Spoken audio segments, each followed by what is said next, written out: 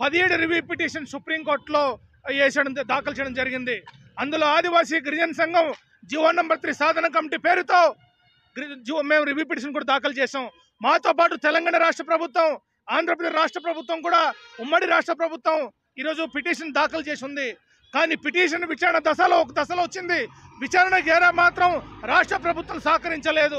అందుకు అది ఒక అడుగు కూడా ముందుకేసిన పరిస్థితి లేదు. ఒక పక్క టీఎస్సీ సమావేశం జరిగింది. టీఎస్సీలో క్లాజ్ 2 5th షెడ్యూల్ క్లాజ్ 2 ప్రకారంగా ప్రెసిడెన్షియల్ ఆర్డర్ ఇస్తాం, చట్టబద్ధత కల్పిస్తామని తీర్మానం చేశారు. మరోపక్క జనరల్ డీఎస్ వచ్చి ఈరోజు ఆదివాసులు మోసం చేశారు.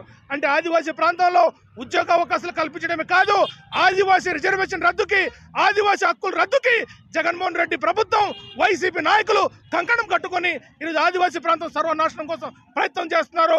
వాళ్ళ ప్రయత్నాన్ని ఎట్టి పరిస్థితులు సాగనివ్వం. రాబోయే కాలంలో పెద్ద ఎత్తున ఉద్యమం చేస్తామని ప్రభుత్వానికి హెచ్చరిక జారీ చేస్తున్నాం.